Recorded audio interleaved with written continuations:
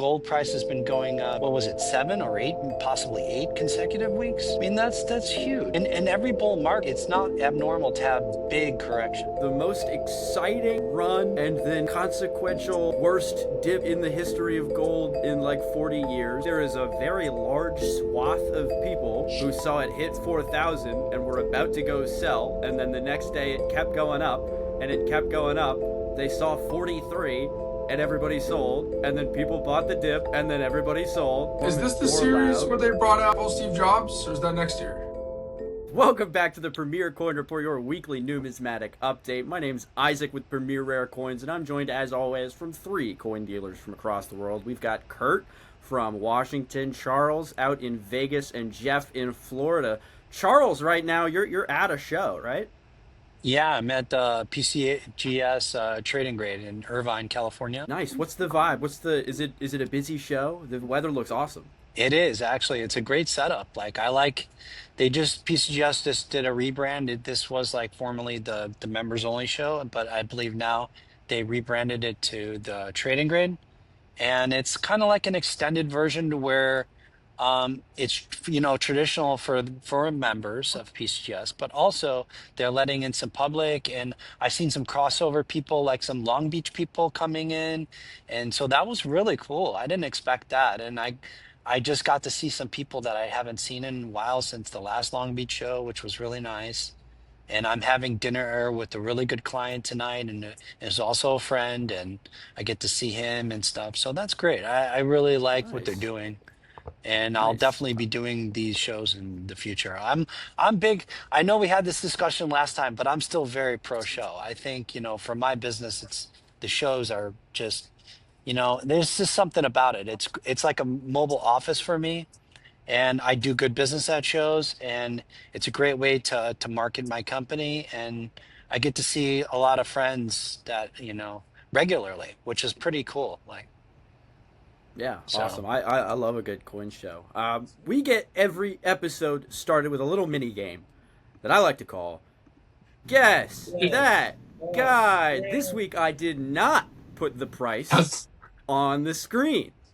We're looking at oh, an good. 1857 half dime in Proof 62. Now, the image is of a Proof 63. I couldn't find an image of a Proof 62, but there's only 70 of them total. They made Yep. 70 in 1857.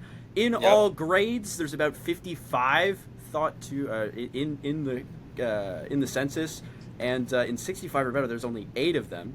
Auction year- record did sell One- for 17,600 in 1990 from Rarecoa. Curt, yeah, shout out to Rarecoa. Yeah. I think they're the oldest coin company in America. I think contiguous, yeah.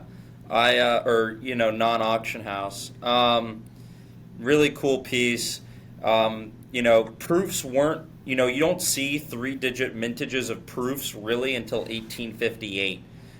Due to the advent of modern U.S. coin collecting, guys like Augustus B. Sage starting the ANS around that time, just before the Civil War. Mintages of proofs made specifically for collectors or for presentations really didn't take off until the year after this coin was struck. So to have a Great proof point. 62 is it's definitely, I would rather a proof 50 an 1857 over a 1858, 100%, because there's less of them.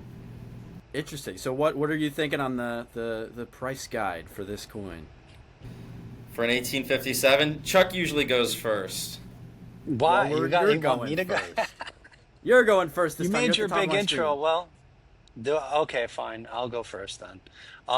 So yeah, Curt is right on with this one. 1858 was the first year, I believe, that the mint started offering proofs to the public, like similar to what a system we have now, to where you can write the mint and then place your orders where you would pay above the face value for the actual proof coinage. I believe that was 1858. So this is like just a year above it. It might be considered an early proof, although I'm not sure. Wow, that comp is like from 1990 though. That's a long time. Yeah, I don't it's know. old. I'm That's gonna pretty go. old. I'm gonna venture to say 12,000 on this one. Okay, 12,000. Curt, we'll make you go next because you skipped first place. I'm not as bullish on it as Charles is, because I hear 70, right, and I think low mintage, so low survivors, but this is a smaller coin. I think survival rate's going to be higher. I would venture to say out of the 70 or so minted, we probably know where about 75% are today. Um, I'm gonna say 5,000. I think Okay, 5,000. 5,000 from Curt. Jeff, what are your thoughts? I don't know. I just think it's crazy, because it says 70 minted. I mean, PCGS, I think, is that all great? Is that all grading companies 55? Yeah, I believe they do the full across both major grading services and CAC. Okay, so I mean, Kurt's spot on with that. And there's 8 graded finer, right? Right. Or 65 or better. 65, yeah, in a 65 or higher. So there's. And this is 62? Yes. Yeah, I'm gonna go $2,500. What? 2,500. No way it's Yeah. that cheap. All right. Yeah. Yeah, I'd buy Guys. it for that. I Yeah. honestly don't know. I honestly Guys. have no clue. This really surprised me. Not only is this the highest value increase for the week at PCGS from 1,500 to 2,000, but it's also only $2,000. What? Wow. That's Wow. shocking. Go buy it. Jeff's technically the closest, but we do play prices right No, rules, which means nobody don't got laugh. it this Is it time for around. sale? Is there someone offering that right now, or that was an auction? I don't Tom? know.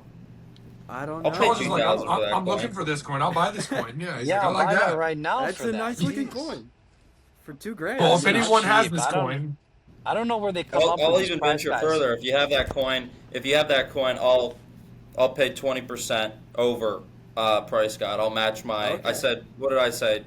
5,000. So I'll pay 2,500. I think that's a great Yeah, deal. I'll I think that's a match that. I'll fantastic match that. underrated coin. are we about to change the market on the 1857 halftime? Live. thing I had right an now? 1858, and it had all the look of. It was deep cam. I think it was a Proof 64 deep cam, and the coin just looked amazing. And it sold for only a few $1,000s. And I chalked that up to saying, oh well, it's an 1858. The mintages are much higher, but I mean, still only a few hundred. So. The problem yeah, is I'd buy great. If that was top pop, I'd have been like 50, 75,000, 100 grand, right? But the fact that this was a Whoa, I think 62 that's and there was, but the fact that it was a 62 and there was 5 or more that are 65 or higher, is why why I went low. But when you get to the top pop proofs and you get to registry, a 62 doesn't really get onto the registry collection, when it comes to being competitive. But when you get to a top pop, if this was a 67, the only one graded that high, I mean, I could see crazy prices sometimes. crazy prices sometimes, but I don't think that there's Not that on a many half major dime. players. Yeah. No. Half dimes are Well, tough. That's why. It's the scale It's of the interesting coin too. too. Does the fact that most of them were, I mean, they were made specifically for collectors, so theoretically they were taken really good care of. Does that play into the value here at all? Being an early proof makes a difference. So prior to that date, it is on the cutoff date. So prior to that, I mean, it technically can be considered an early proof, but I think the scale plays a big part in that too. Then I have one collector, I'll give you an example, who I've been working with on early proofs specifically, but he's been collecting only the early proofs that are pre 1841. So I picked up an early Kappa's dime proof for him, several Kappa's quarter proofs, and then we've gotten into the 1820s series on the quarters, and then a $0.50 here and there, which is very tough. But when I first started doing early proofs in the early pandemic, the prices were really soft on them, and I couldn't believe how cheap early proofs were. But I think now the market is since catching up on that, and we're starting to see the early proofs go for higher, specifically the ones that are pre 1841. And I don't. It's weird. At post that later 1840s, like after 1846, all the way up into 1858. is kind of like a weird area in the early proofs market to where they're still technically early proofs, but they're not, why well, I'm not seeing the crazy high premiums like I am in pre 1841. And that could be just because one or two collectors are just more aggressive right now on those dates as opposed to those gap years. What's the reasoning behind that? Like why specifically past that date? I think it's just demand, like people wanted the earliest proofs that they could get that, that aren't, of course, the $1804, because then you're in Right. a whole other territory of price, right? So I think that, it's based on demand and collector interest at the time. Like certain issues, I've seen this with certain type series. Like once one or two big collectors kind of come out of the market, then it's not, the prices sort of dip. I mean, look at the Barber series. Yeah, I'd say that period is really cool. That Charles mentioned. You have 1838 to about 1841. You have minor design tweaks like the Libhead 10 head of 1838 and 39 head of 38. That come to mind, and you just have a really transitional period like the seated types with and without drapery, stars without stars, etc. So it's a very transitional period. First year of the series or only year of the sub series. So just a really cool part of history and coin design. So a lot of people want to grab a piece of that. So yeah, that could be a leading contributor as well. So Gotcha. That makes sense. That makes sense. We're gonna go ahead and move on to probably the most exciting run and then consequential worst dip in the history of gold in like 40 years. And then it came kind of right back up this morning. But right now, gold is sitting at 4,133, up $35 for the day. Silver's at 48.95, up 57. After hitting a peak of I think 53.80 and then not really being able to get over that. I've done quite a bit of reading about what is happening globally to kind of affect what's happening in the gold and silver market. I can go ahead and kind of walk through that a little bit, but if anybody else has any thoughts first. I mean, Jeff, how is this kind of affecting stuff at the shop? I mean, it really doesn't affect us too much, mainly because we deal in, certified higher end product. Mint State 70 and Mint State coins don't really get affected by the price of gold too much. Obviously, for anyone shop related or buying related, it really stinks to buy coins and then the next day lose a couple $100. But I mean, it's the name of the game. We got to ride the train all the way up. We ride the train down a little bit. It kind of is what it is. It's definitely nice to see that gold did not drop below $4,000. I think that might have been like the hold. I think everyone was kind of shitting bricks when it got $15 close to $4,000, because I think that would have been like the breaking point. I mean, I'm just a coin dealer. But it seemed like from my colleagues and the people I spoke to that $4,000 was the place to watch, and watching the bounce back was a sigh, a breath of fresh air. Right, right. Charles and Curt, do you have any thoughts on this? um, yeah, I mean, in the level of material that I deal in mostly, we don't use spot price usually as a determining factor. Obviously, when market volatility is like the way it has been, premiums get absolutely crushed. So a lot of that semi-numismatic material is at all-time relative lows. So we'll probably talk more about that later. I'm rooting for stable gold, not high gold, not low gold, stable gold. So if we can finish the year off at 4,200, that'd be great. 4,100, that'd be great.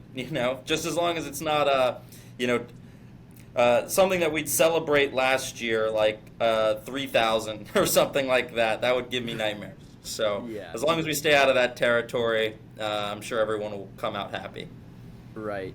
Charles, you've been kind of at the shows on the ground as this has all been taking place? What has the general vibe been? It's pretty regular. I mean, when I'm at the shows, we're dealing in, type coins and collectible coins, and the gold market doesn't really affect that. But, from a pure like market, look at everything and what the metals are doing, that nothing has really changed, to be honest. We're in a bull market. So you got to understand, like we've crossed through two double tops in the market already. And I think gold price has been going up, what was it, 7 or 8, possibly 8 consecutive weeks in a row? I mean, that's huge. Like Yeah. there's in every bull market, it's not abnormal to have big corrections. So this, to me, every sign that I'm seeing is still indicative of a bull market. I mean, it's just, it's a breather. And then these things are going to happen. We're going to have dips in the market, but overall, the trend is still up. Yeah. We're in a bull market. I believe it's going to continue that way. It's just part of monetary policy and what they're trying to do right now with the dollar. And, it just provides a base for that market to where it really it's going to have a lot of trouble completely falling out. Gotcha. Yeah, and I think to speak to the Bitcoin bros who are going to be up in arms in the comments that we lost this much value in gold, I think there is a very large swath of people who saw it hit 4,000 and were about to go sell, and then the next day it kept going up, and it kept going up.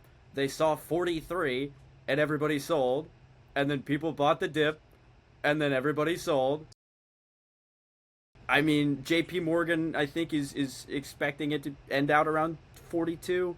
But this seems very normal and what I would expect from a massive Correct. jump in value. What's up, Jeff? Exactly. And I will have one small anecdote that happened recently. I had just a friend of mine that I was just talking to that we were just going over gold, and they're like, "Man, I wish I would have bought way back when you were posting about it and stuff." And I'm like, "You still should buy now." And their answer was, "I just don't know how." And I'm like, "For me, silly." And he's like, "Oh, well, I don't live in Florida anymore." I'm like, "We ship stuff."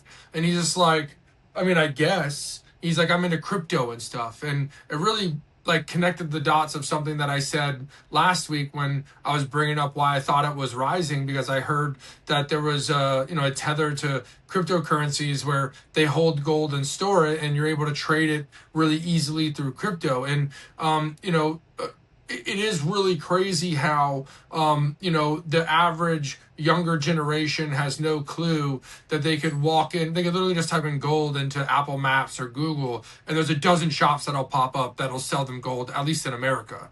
But they do know, and majority of them do now have, Hard Rock sports betting. They have Robinhood. They have a Coinbase.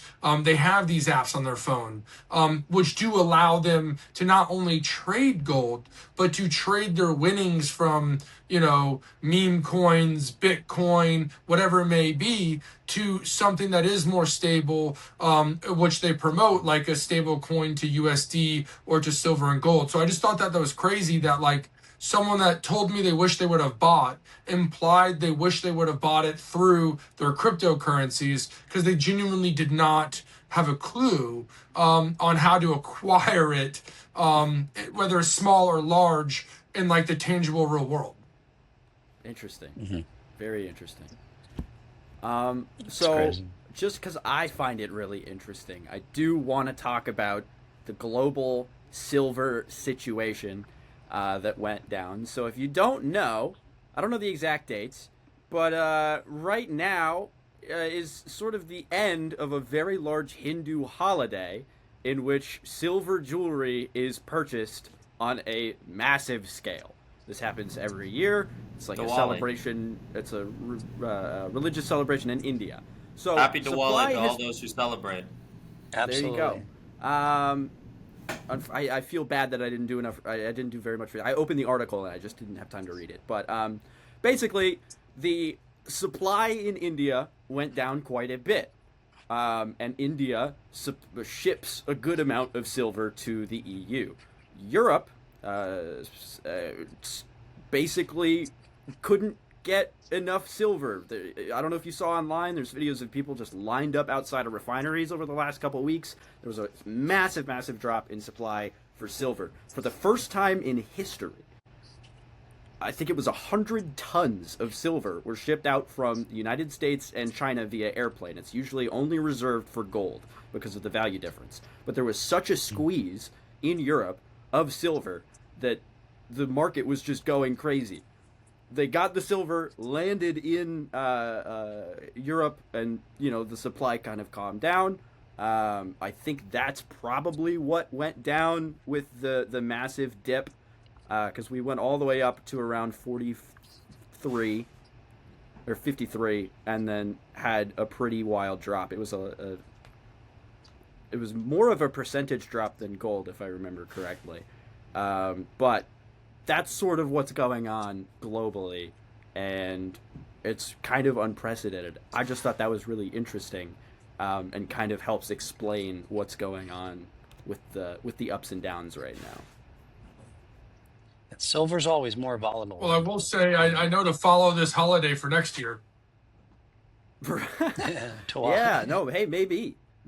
Don't they? That's In what it's called, India, Diwali. if I'm not mistaken, they also buy gold for some of their holidays. And I saw a statistic once, and I don't know if it's 100% accurate or not, but I believe private citizen like gold ownership volume, I think, is the highest in the world, probably in India, if I'm not mistaken. I think I the wouldn't be majority of shocked to hear the that. Yeah, Indians physical gold have at at least. least some bit of gold that they hold on to. Yeah, it's a big part of the culture. Massive. Physical gold, I wouldn't be surprised. Physical, correct? For sure. Yeah, absolutely. Yeah. All right, we'll move. I'm we'll just move writing right notes in along. my GPT real quick to check the last couple of decades for this holiday and the chart for silver, so that way I know for next year, when the holidays come in, buy the month before and sell at the peak of the holiday and move on. That's awesome. I didn't even think about that, but that might work. I don't know. We'll see what happens. We'll update you next year, Next week. episode 114. We'll let you guys know. Let's move on. Charles is at a coin show right now, but what kind of coin shows are coming up this weekend? Here's the beautiful website. If you are wondering, this is coinzip.com. This is awesome. They have every coin show that's coming up. Again, I don't know if you guys see anything in here that's super, super crazy, but there's quite a bit of shows going on over the next weekend. Yeah, most people don't know and realize that most major cities and towns have monthly or bi-weekly shows. So this website actually has every coin show that wants to be listed. So you're going to see the Coinocopia Tampa show. And actually, if you scroll to the top, Isaac, you can actually tell it Florida. I believe you can organize it, and it'll literally show you all of the ones in Florida. And you'll see, the fun show listed twice. You'll see Coinocopia that happens every month in Tampa. So it really goes through all of the, the city, state, and local shows, and gives you pretty much a calendar date of everything in and around your area. It's a really good source for all the states. So, if you were to look through this, you could literally make a calendar of almost every day throughout the states of a coin show. It's pretty wicked. Very cool. Yeah. No, it's a great site. It's very good. I didn't realize it. I want to there, say but too, I'm make a happy shout out. it If you're in is. the Cleveland area, there's a coin show that's once a month. I believe it's the Cleveland Coin Show. I'm not exactly sure of the name, but it's run by Maroon Mandala, who's a good friend of mine, who's a great guy, and he runs a company, a coin shop in Cleveland, Ohio called Carat Coin, and they do a show once a month. And then also you could go to a Carat Coin location. He's the best. Like, honestly, if you're in the Cleveland area and you're not going to that store, you're missing out, especially if you're into coins. Or you can go to my, you can he's the best. Maroon's a good guy, man. He's the archetype coin shop owner that we need. We need 1,000 Maroons. The only problem with Maroon is that there's not more of them. So very cool guy, very honest, very easy to deal with, very transparent, very underrated. Guys, very, he's not very paying us anything. Very underrated. No, he's a good friend. Good friend of the That's show. okay. Good friend of the show. Very That's fun. okay. Respect where respect is due. Of course, of course, of course. I met Maroon once at the Winter Fun, and I hope he's at the next Winter Fun because definitely a fun guy to hang out with. He's awesome. Let's go ahead and keep it rolling here. U.S. Mint sales report for last week. The 2025 Navy Privy stands as the highest and quickest selling coin from the U.S. Mint in a minute. They became unavailable within 3 hours, and they popped back up. But out of the 100,000 mintage, 99,208 of them have already been sold. I don't think that they're selling anymore on the Mint website. 5,000 sold this week almost. And then second up for the week is U.S. Mint sets. I did not realize that people are actually buying the Mint sets. Wow. Do you want me to? Yeah, well, Do you want me the to? mint sets usually have like a handful of the San Francisco silver coins put aside through there. If I'm not mistaken, the mint sets, if there's like San Francisco proof, some of them are silver in there as well. So Okay. you know, it's a really cute little set. I know back in like 2017 when they really started doing these, we started getting them all graded because usually out of the U.S. Mint set every year, there's like one coin that has some type of error. You know, they mint them, they're way less, they grade out way less. Like, if I'm not mistaken, it was one of the lady quarters last year.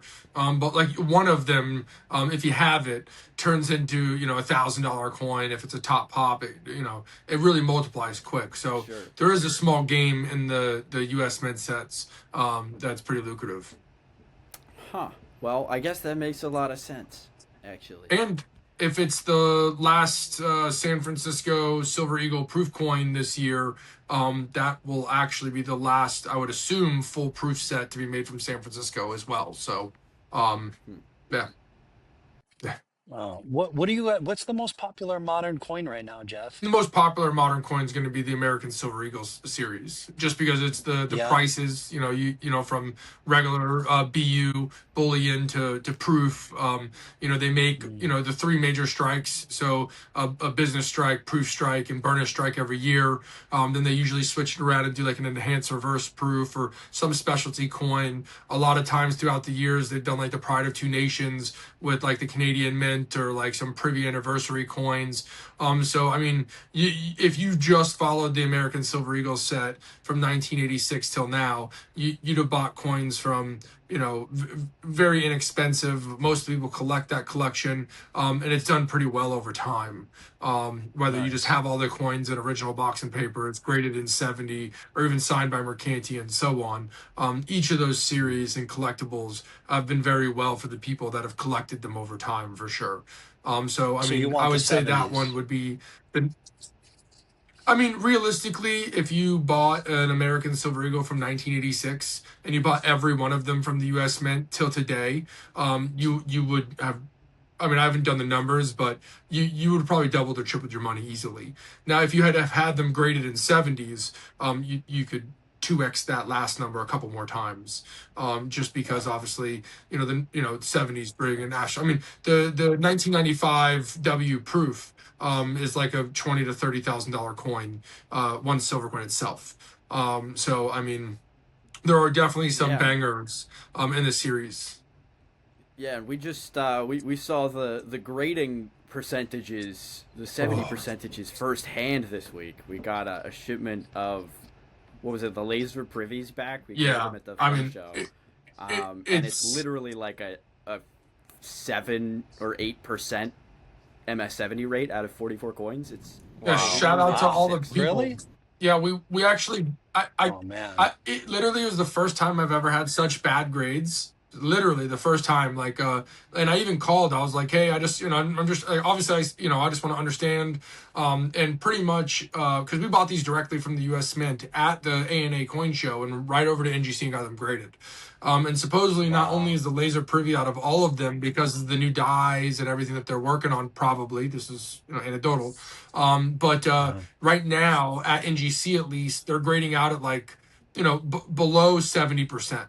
It's extremely low, Interesting. and that's like big bulk grading.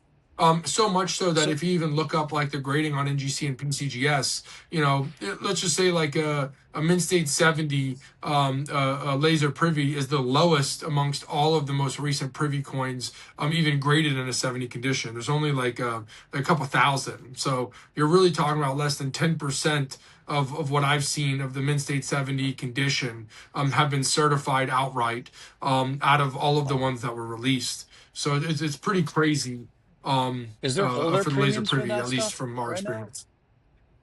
What's the holder premiums? Is there like, is No, it pretty not universal, or like will PCGS 70 get me more for than an NGC 70, or no. I don't think it That's a matters good question.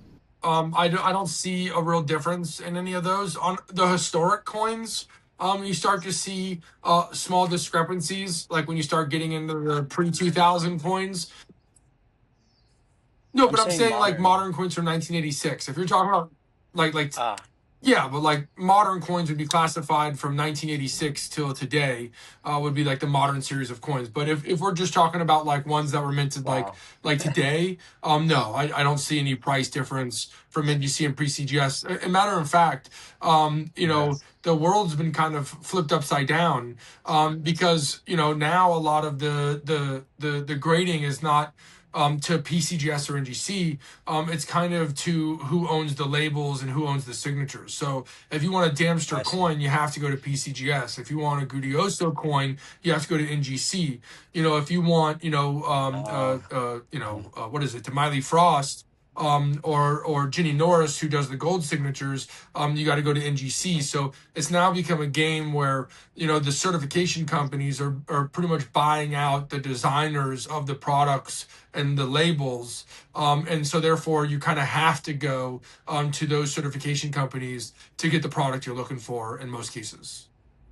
that's great information. Okay. It's Interesting. good to know. I didn't know that actually. Yeah. Yeah, so if you are collecting those series, you that's something you I guess have to keep in mind. It's an interesting situation Yeah. to But have for coins.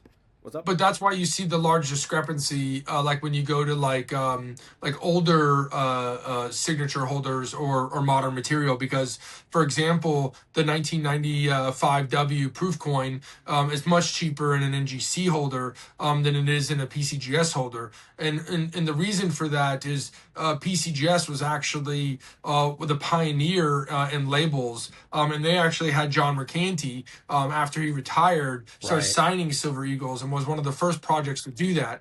So just by that observation, the PCGS signatured coins would have been coins that were certified and graded at the time back in 1995, while NGC would have been newly encapsulated coins, and vice versa. So a lot of people that Mm. have the registry sets of John Mercanti coins, right, have them in PCGS, because of the transfer over. So that's why you're going to see a lot of higher value, like you said earlier, with like when the two bidders go out, you saw the Barber Dimes and Barber Quarters and stuff series drop. Same thing happens here. So most of the registry strats were originally put together in PCGS coins because they owned the label at that point. But then NGC ended up buying out John Mercanti later on, and towards the end of the series, I think in the late 2000s. That's why you see the price discrepancy in those coins for modern. But for the most part, no, it really doesn't matter. Oh, wow. There Okay. you go. We got to keep on moving here, but that is a lot of really good info. Yeah. Yeah, I didn't know a lot. I mean, modern is foreign to me, but it's a huge market, And and foreign it's is very modern. there's Yes. tons. Foreign is foreign. It's That's all right. awesome. So we're getting a couple more innovation dollars, folks. Innovation dollars for Wisconsin, Iowa, California, and Minnesota.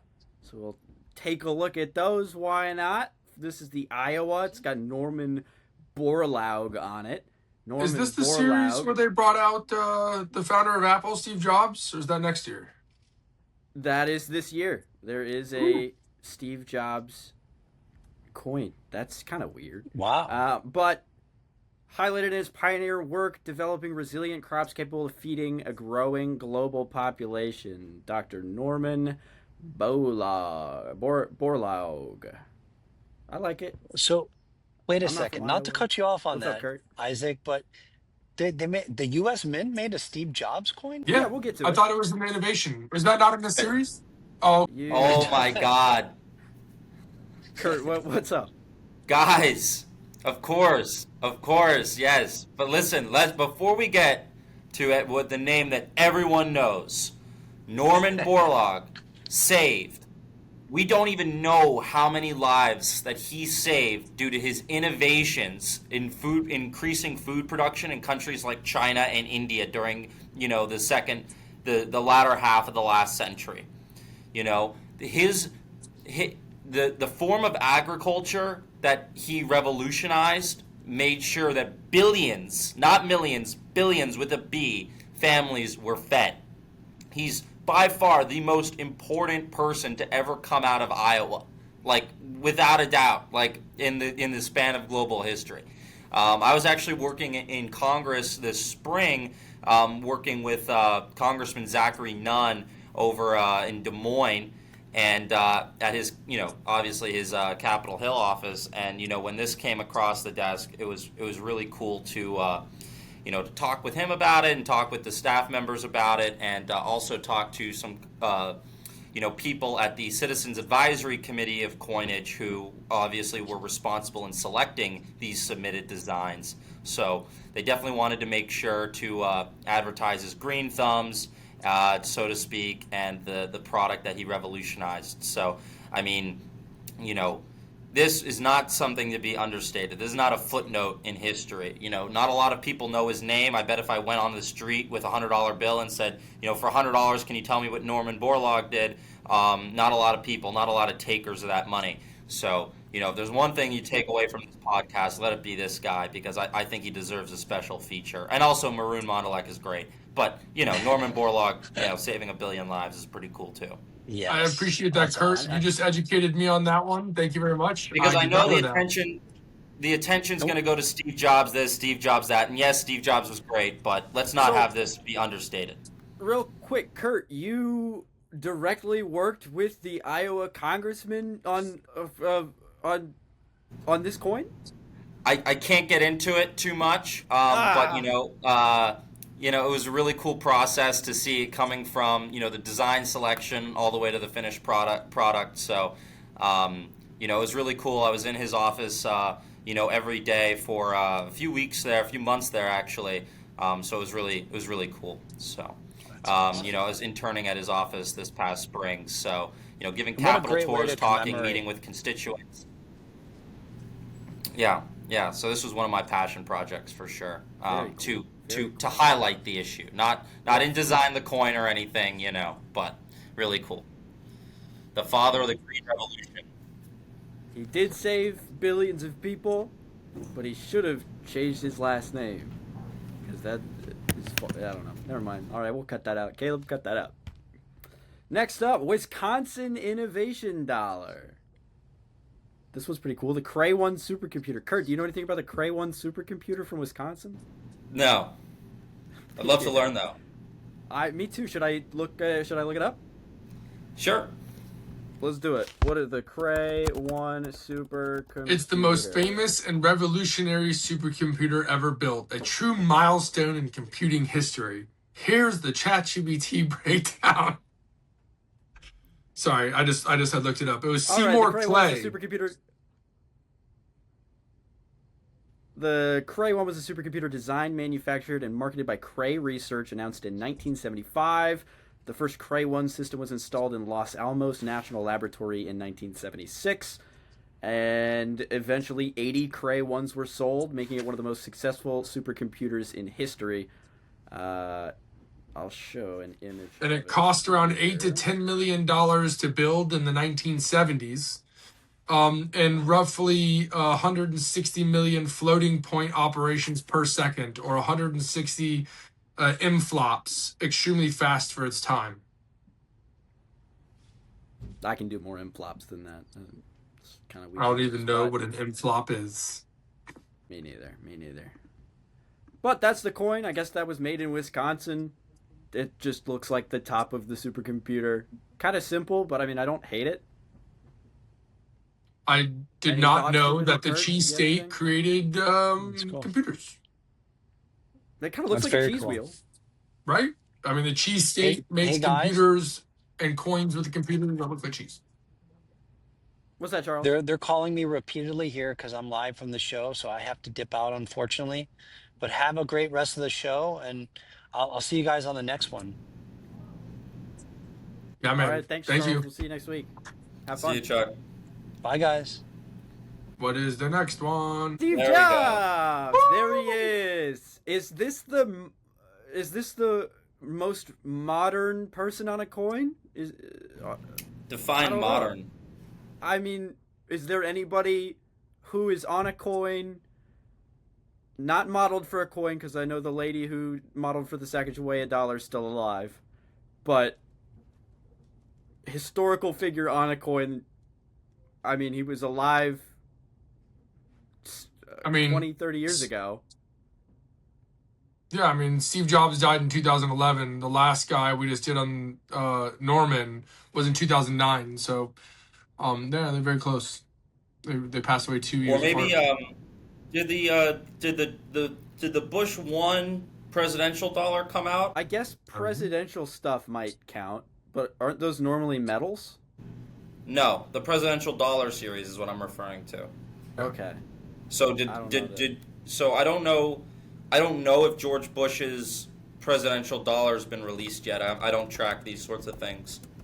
I don't think they've ever That would released be a it. presidential coin of an alive president. Well, George Bush 1 is dead. Yeah, George They Bush do Sr. have is a dead. 2020 George Yeah. W. Bush dollar. So technically speaking, I think he would be the most recently alive real figure depicted as himself on a coin. But if you because he want to passed argue away in 2018, and they made the coin 2 Yeah. years later. So yeah, there you go, Curt. If anyone finds anything else, Good put it in call. the comments. Yeah, I'm Yeah, interested leave to a be comment. proven. I'll give a free coin if anyone can answer this question, and it's not Bush. Okay, but I think it would be Bush. But Steve Jobs, I guess you could say his, if you want to argue relevancy, maybe Steve Jobs is more relevant and has more name recognition today than Bush 1 does. If you want to argue, if you want to ask 100 people on the street and say what did Bush Sr. do versus what did Steve Jobs do, I would be almost positive that more would have answers for Steve Jobs. Not to argue impact, but pretty Right. cool.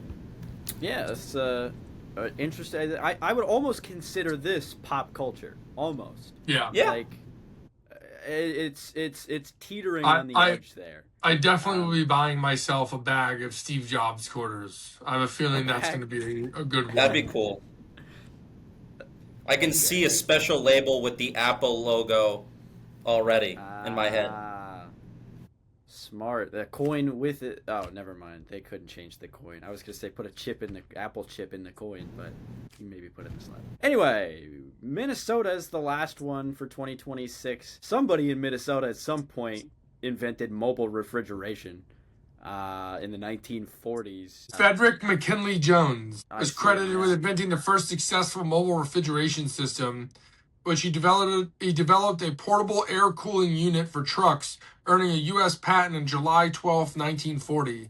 Whoa! He started Thermo King, which is still in operation. Yeah, mainly his use was for ice and salt mobile cooling, but it also vastly improved the transport of food and medicine, which really impacted and changed life as they knew it back then.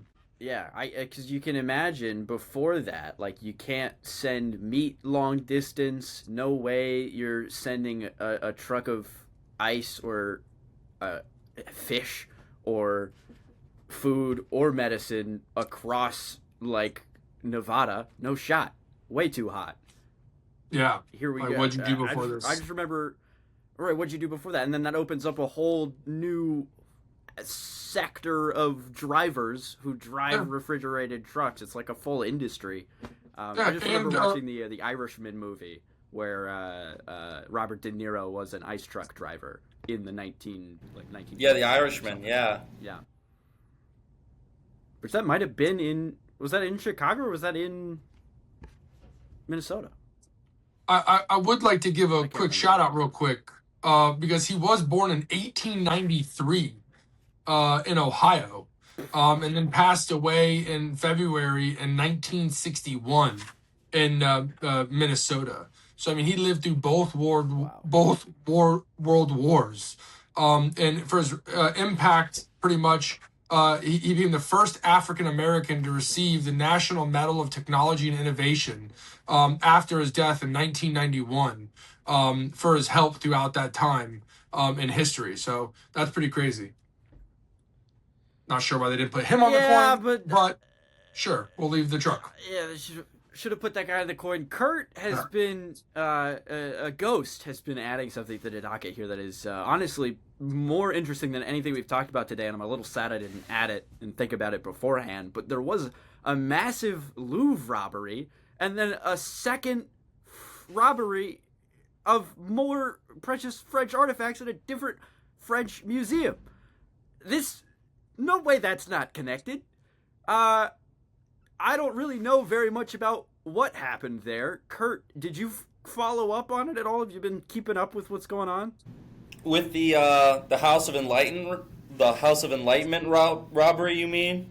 I do know that like 2,000 coins were stolen, gold and silver, were stolen, probably like a couple hundred miles away from Paris, but still valued at more than 100,000 euros, from the early Republican period all the way up till Charles X, and it's just it's a very, very sad story because honestly, what happens in a lot of these robberies, in my limited experience, is that the coins themselves are destroyed. I like to think of some oligarch in a hostile nation adding them to his coin collection. It'd be nice to see if like maybe Kim Jong Un is like has a coin cabinet that's filled with them, but most likely, I think that they will be melted for their precious metal content. I mean, thieves broke into Paris's Natural History Museum last month and stole 6 gold nuggets, and they were worth something like $2 million. Where a woman from China, I think she was arrested for after they were already melted down. So those nuggets, those pieces of National Geographic history, were destroyed to never be restored. So whatever happens to them, I just hope they're not destroyed. So sad, Yeah, very sad. I think they did find one of the crown jewels broken, but all the rest of them are missing, and the thieves Oh yeah, the still crown at snapped in large. half. What an Yeah, awful story, man. I mean, this it's is what just happens, I mean, when a country forgets its history, the next generation doesn't value the treasures of the past. And I don't think that's a controversial statement to make. They often say, they'll rip the oak door off the cathedral and use it for firewood. If countries do not respect their national heritage and their shared culture, these artifacts are doomed to be destroyed.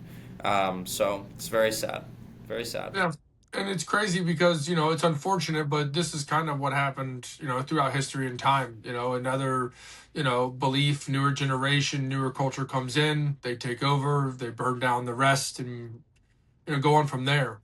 So it is pretty nuts. I did see an article though, which was pretty crazy about this heist, is that originally when these in the early 90s, when these were set up, the original security, anytime an alarm went off, would drop the jewels into a safe that was hidden under the display and then lock them anytime something went on. And in the early 2000s, they actually redid the rooms in there and in modernization put bulletproof glass in a setup instead. So if you actually look at historical photos of back in the 90s, it was actually a massive like like metal system, and then under it was a safe that they would drop safe into, and then it would have like a barricade around it.